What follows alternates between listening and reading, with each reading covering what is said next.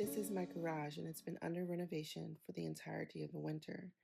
This space is becoming my garden studio, a place where planning happens slowly, where seeds are started with intention, and where the seasons have room to breathe.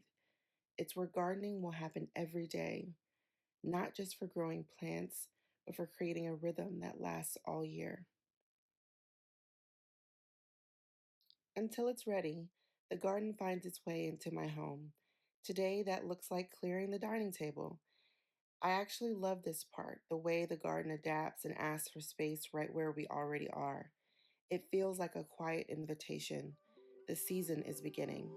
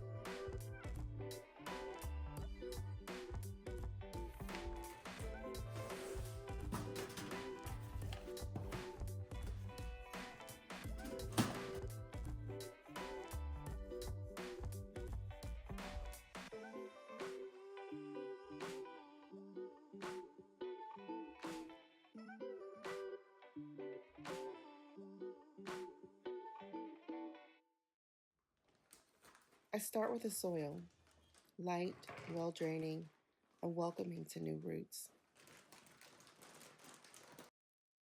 Before planting, I mix a little neem oil into the water. It's a simple habit that helps prevent fungus gnats before they ever appear. I've learned that care here makes everything easier later.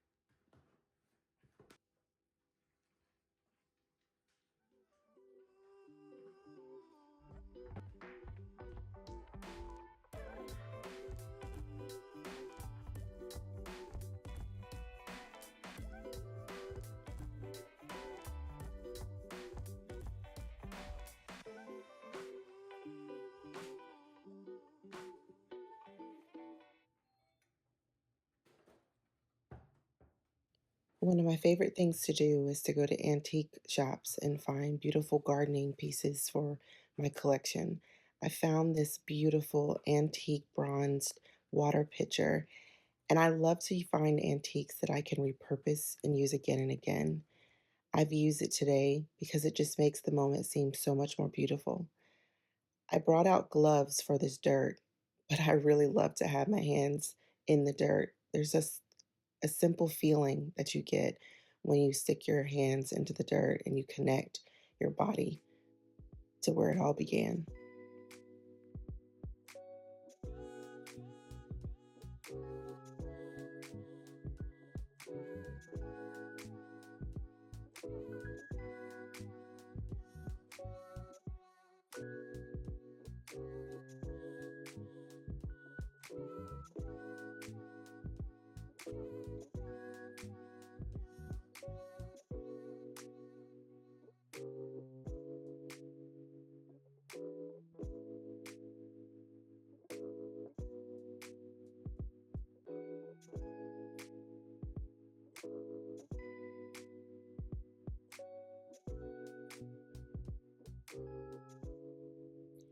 I don't start seeds randomly anymore. I plan my trays using the Gardenary method, leaves, roots, and fruits. Because I direct sow my root crops, I'm only starting leafy greens, herbs, flowers, and fruiting vegetables inside of my seed trays. This one decision keeps the process clear and calm.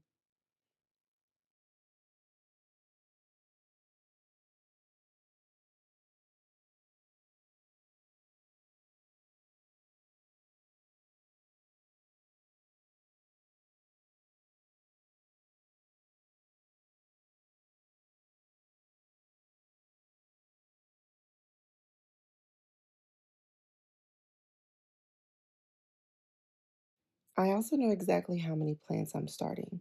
I'm using a pack of older seeds, so I do want to try to use as many as I can to give the biggest possibility that my plants will generate. I will prick them out and have the strongest ones survive, but ultimately, I know exactly how many plants I want, not too many, and not just in case.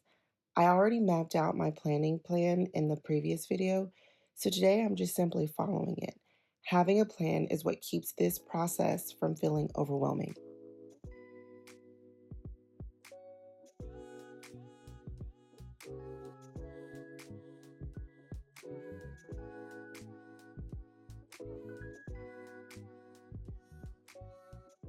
I keep all of my seeds in my organizer notebook.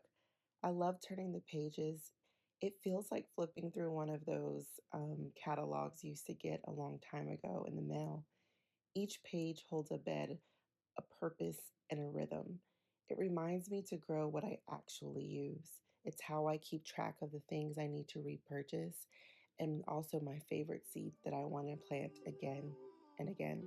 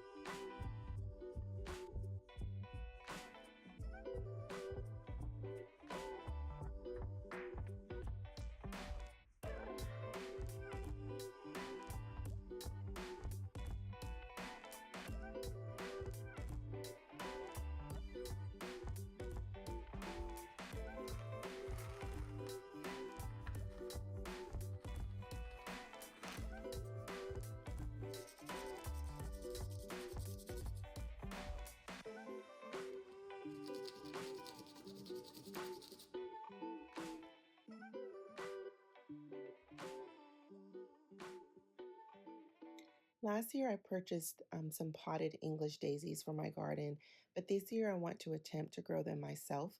So I purchased a pack of seeds and I'm going to try to see if I can get them to germinate.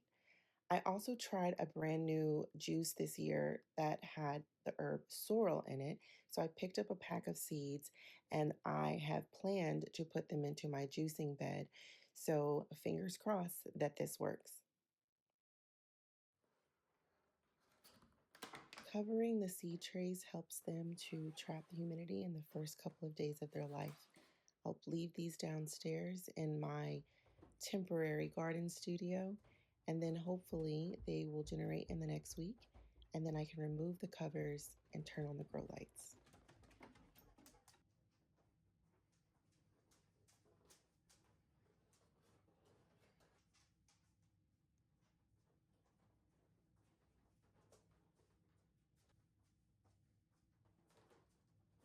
I really enjoy the seed starting process. It feels like it gives my garden direction before anything goes outside.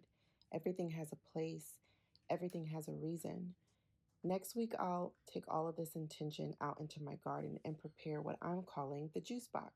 It'll be the first raised bed garden that I am going to start prepping with soil and make sure that it's ready to receive all of these cute little plants when they're ready.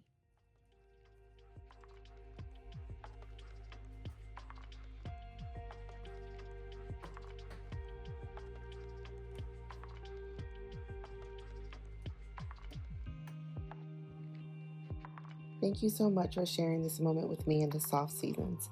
I'm glad you found your way into the garden.